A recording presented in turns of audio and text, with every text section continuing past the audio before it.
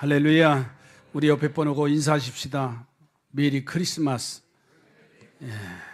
오늘 세례를 베풀다 보니까는 벌써 예배 끝날 시간, 설교가 끝날 시간이 됐는데 설교 안 해도 되죠?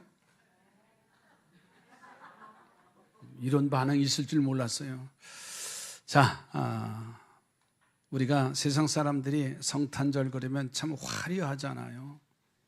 그런데 오늘 본문에 나타난 반응들이 있더라고요.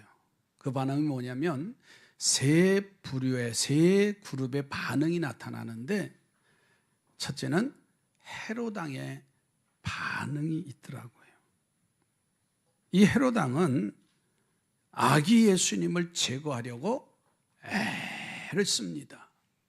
그래서 당시 아기 예수님이 탄생했다는 소식을 듣고서는 2살 이하의 남자 아이들은 다 제거하라. 얼마나 권력의 눈이 어두웠으면은 그의 가족들, 그의 자녀들을 다 제거하는, 정적들을 제거하는 일에 혈안이 된 헤롯 왕이었습니다. 결국은 그의 아기 예수님의 오심을 기쁨으로 맞이하지 못해서 그의 일생은 마지막은 비참한 생을 마쳐요. 두 번째로 반응은 뭐냐면 대제사장과 서기관들이 나옵니다. 이들의 반응을 보면 대제사장이나 서기관들은요, 그저 말로만, 머리로만 성탄을 지킨 사람들이에요. 헤롯이 저들에게 물었습니다. 그리스도 메시아가 어디서 탄생할 것이냐라고 물으니까는 대제사장과 서기관들은 미가서 5장 2절의 말씀을 근거로 해서 이렇게 표현하고 있어요. 베들레헴 에브라다야, 너는 유다 족속 중에 작을지라도 이스라엘을 다스릴 자가 내게서 내게로 나올 것이라. 그의 근본은 상고에 영원에 있느니라. 이들이 말씀을 알고 듣고 있지만은 전혀 감동이 없어요. 아무런 반응이 없어요. 성탄절의 반응, 어린아이들은 이런 반응이 있어요. 제가 어제 필리핀에 있는 손주에게 전화가 왔길래 야, 메리 크리스마스. 그리고 물었어요. 무엇 갖고 싶으냐? 그랬더니 서슴없이 답해요. 할아버지, 리모컨이라는 뭐 있는데 그걸 보고 백화점에서 보고 왔대요. 그래서 어제 송금했어요. 이게 현실이에요. 우리 학생들 맞지? 나 좀 봐봐. 여기 핸드폰 좀 한 10분만 내려놓자. 딱 이럴 땐 멋있어. 딴 때는 핸드폰 시큼 봐. 근데 목사님 설교할 때는 핸드폰 좀 딱 이렇게 간질간질해도 알았지? 목사님 설교할 때는 딱 내려놓고 한번 집중해봐. 자, 알긴 알아요. 듣긴 들었어요. 성경에 써 있어요. 그러나 아무런 반응을 보이지 않고 아기 예수님에 대해 성탄에서 준비하지도 않았어. 또 한 부류의 반응이 있는데 그 반응이 뭐냐? 예루살렘 시민들의 반응이에요. 오늘 보면 3절 한번 가서 보세요. 이 예루살렘 시민들의 반응이 어떤 반응인가? 헤롯 왕과 온 예루살렘이 듣고 소동한지라. 헤롯 왕과 온 예루살렘이 듣고 소동했다라고 했습니다. 이 말이지요. 예수님의 탄생의 깊은 의미를 알지도 못하고 시끄럽게 떠들면서 보냈다는 거예요. 사람들은요, 메시아가 왔다니 이제 우리가 로마의 학정에서 벗어났겠구나, 우리가 자유를 얻겠구나 기대하고 떠들어요. 더 나아가서는 어떤 사람들은 행여 무슨 정변이나 일어나서 지금 그나마 자유를 그래도 자유롭게 누리는데 로마의 폭정이 더 심해서 우리의 삶이 어려움은 어떤가? 불안하기 시작했어요. 아무튼 저들은 성탄의 의미를 제대로 알지 못하고서 시끄럽게 떠들면서 성탄을 맞이합니다.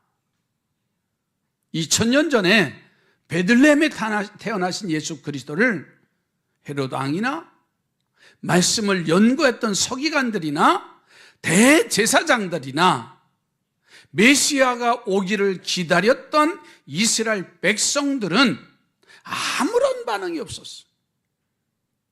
오늘 이 시대의 모습이 바로 그런 시대가 아닌가. 그러나 오늘 본문 10절에 한 인물이 등장하지요. 기쁘고 기뻐했더라. 그들이 별을 보고 크게 기뻐하고 기뻐하더라. 그들은 우리가 아는 동방박사들이에요. 저는 이 말씀을 통해서 기쁘고 기뻐하는 우리 삼산의 성도들이 되기를 주님의 이름으로 축복합니다. 왜 동방박사들이 그 별을 보고 베들레헴에 와서 아기 예수님 앞에 경배하면서 크게 기뻐했을까? 그 이유가 있더라고요. 기뻐하는 사람들은요, 첫째는 이 동방박사들을 보니까는 아기 예수님을 만나기 위해서 최선의 노력을 다하더라고요. 저들은 멀리서 동방에서 왔다 그랬습니다. 바벨론 땅, 파사 땅, 10리, 100리, 20리도 되는 길이 아니라 천리길을 마다하지 않고 그들은 그 별을 보면서 아기 예수님께 베들레헴 마구간에까지 와서 아기 예수님 앞에 경배한 장면을 볼 수가 있습니다. 오는 과정 속에 오늘날까지 참 초행길이라도 찾아가는 길은 누가 가르쳐줘요? 내비게이션이 가르쳐줘요. 번지수만 정확하게 찍어 놓으면은 이리 가든 저리 가든 그 목표 지점까지 시간까지 정해주네. 몇 시 몇 분 정도까지 도착할 수 있습니다. 그런데 동방박사들의 시대 상황은 산을 넘어야 되고 광야의 길을 건너야 되고요. 별을 보면서 오는데 별이 보이지 아니할 때는 참으로 난감했을 겁니다. 그래도 그 동방박사들이 별을 보면서 예루살렘까지 와요. 그런데 예루살렘에 오니까는 그 별이 보이질 않는 거예요. 이 동방박사들이 헤롯 왕에게로 찾아가지요. 많은 사람들에게 물어도 알 길이 없어요. 그랬더니 헤롯 왕도 서기관과 대제사장을 불러서 이게 무슨 이야기냐고 할 때 미가서에 예언된 말씀을 헤롯 왕에게 이야기합니다. 그러면서 이 동방박사들에게 가서 만나거든 자기도 자기에게 가르쳐 달라고 하는 모습을 볼 수가 있습니다. 여러분, 힘들고 어렵고 우리의 인생의 길이 때로는 막힌다 할지라도 변함없이 끈질긴 신앙의 성도들이 되기를 주의 이름으로 축복합니다. 가다가 보이지 않을 때도 있습니다. 가다가 예기치 아니한 사건 사고들이 일어날 수도 있습니다. 나의 목표를 잃어버릴 때도 있어요. 그러나 기다리면서 주의 음성을 들으며 승리하는 성도들이 되기를 주님의 이름으로 축복합니다. 그들이 기쁘고 기뻐했다는 거예요. 두 번째로 이 동방박사들의 모습을 보니까는 아기 예수님을 만나게 되어졌을 때 아기 예수님 앞에 경배를 하는 것을 볼 수가 있어요. 자, 11절 말씀을 한번 보세요. 집에 들어가 아기와 그의 어머니 마리아가 함께 있는 것을 보고 엎드려 아기께 경배하고 보배합을 열어 황금과 유향과 모략을 예물로 드리니라. 아멘. 자, 베들레헴 마옥관에 와서 아기 예수님의 탄생한 것을 보면서 동방박사들이 그들이 출발할 때부터 준비해 놓은 보배합을 열어서 아기 예수님께 엎드려 절하면서 그 예물을 드리는 장면이에요. 자, 그런데 오늘날에는 어떤 현상이 일어나냐면 아기를 낳아준 마리아에게 경배하는 사람들이 없지 않아 많다는 거예요. 성경에 분명히 동방박사들은 그 아기와 그 모친 어머니가 함께 있는 것을 보고도 누구에게 엎드려 경배했어요? 아기 예수님 앞에 엎드려 경배했다라고 표현되어 있어요. 성탄의 주인공은요, 마리아가 아닙니다. 성탄의 주인공은 예수 그리스도인 줄로 믿습니다. 여러분, 오직 한 분 예수 그리스도밖에 없다는 사람, 성탄절이 되면 사람이 주인공이 돼서도 안 돼요. 우리가 성탄 축하할 때도요, 내가 즐기기 위해서, 사람에게 보이기 위해서가 아니라 정말 성탄의 주인공 되시는 예수 그리스도를 기쁘게 하기 위해서 모든 행사의 초점을 예수에게 맞춰야 됩니다. 그런데 이 동방박사들이 아기 예수께 엎드려 경배하고 그들이 준비한 보배합을 열어서 저들이 드리는 장면을 볼 수가 있습니다. 출발할 때부터 준비한 성도. 저는 부탁을 드립니다.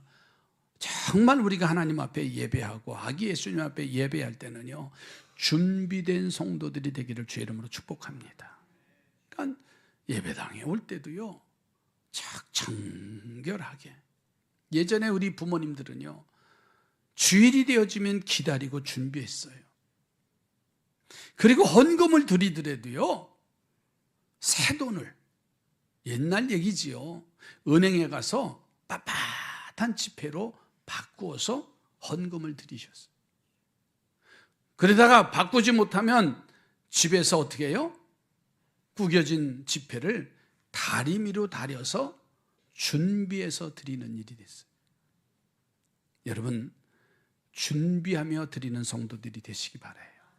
정말 준비하지 않으면 안 돼요. 우리의 오는 예배당에 오는 모습도 그냥 집에서 질질 끌고 다니는 쓰레빠가 아니에요. 그 신발장에 깨끗한 거 있잖아요. 그거 꺼내놓고. 근데 어떤 분들도 그래요. 다 발이 아프대요. 왜? 새 거라. 사람은 늘 신던 게 편하거든요. 자기 몸에 맞기 때문에. 이해가 되시죠? 근데 그게 불편하다면 그걸 안 신었다는 얘기예요. 자꾸만 그것이 신어야 내게 이제 맞아지고 습관이 되는 것처럼. 준비하는 성도가 되시기 바랍니다.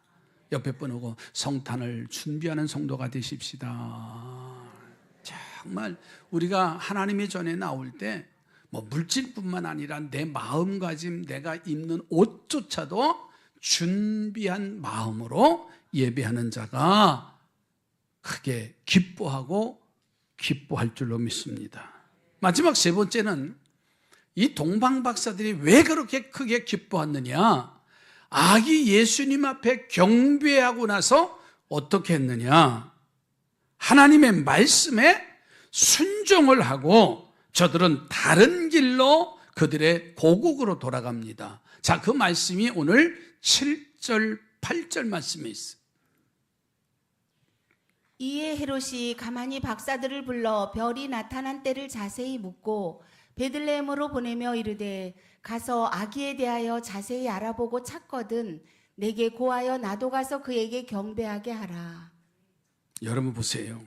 동방박사들이 헤롯의 부탁을 받아요. 자기도 아기를 찾거든 자기에게 와서 보고해달라는 거예요. 그러나 동방박사들은요, 왕명을 어깁니다. 그리고 다른 길로 갔다고 12절 말씀을 한번 보실까요? 그들은 꿈에 헤롯에게로 돌아가지 말라 지시하심을 받아 다른 길로 고국에 돌아가니라. 하나님 앞에서 말씀에 순종해서 하나님께서 지시해 주시는 길로 저들은 발걸음을 옮겨갑니다. 우리도 살아가다 보면 우리 마음속에요, 헤롯의 음성이 들릴 때도 있어요. 그러나 하나님이 우리에게 말씀하십니다. 너는 헤롯에게로 돌아가지 말아라. 너는 헤롯에게로 돌아가지 말아라. 오늘 세례받은, 오늘 입교한 우리 모두가 이미 구원받은 교회 일꾼들, 우리 모두가 저를 비롯해서 헤롯에게로 돌아가지 않기를 부탁합니다. 헤롯에게로 돌아가지 말아라. 과거로 회귀하지 말라고 하는 거예요. 나는 구원받은 자요, 하늘 백성이요, 사명을 받은 하늘의 권세를 가진 하늘의 자녀들이요, 이제는 주신 말씀에 순종하는 겁니다. 아멘이지요. 한 가지 예만 얘기하고 끝날게요. 옛날에 바벨론 임금이었던 느부갓네살 왕이 사드락과 메삭과 아벳느고에게 호통을 칩니다. 다니엘서 3장 15절에 가서 보니까는 내가 만든 금심상 앞에 절하지 아니하면 뜨거운 풀무불 속에 너희를 집어던지리라 그랬어요. 그러나 사드락과 메삭과 아벳느고는요, 뭐라고 말했는 줄 아세요? 다니엘서 3장 16절로 18절에 왕 앞에 이런 고백을 해요. 사드락과 메삭과 아벳느고가 왕에게 대답하여 이르되 느부갓네살이여, 우리가 이 일에 대하여 왕에게 대답할 필요가 없나이다. 왕이여, 우리가 섬기는 하나님이 계시다면 우리를 맹렬히 타는 풀무불 가운데서 능히 건져내시겠고 왕의 손에서도 건져내시리이다. 그렇게 하지 아니하실지라도 왕이여, 우리가 왕의 신들을 섬기지도 아니하고 왕이 세우신 금 신상에게 절하지도 아니할 줄을 아옵소서. 아멘. 단 한마디지요.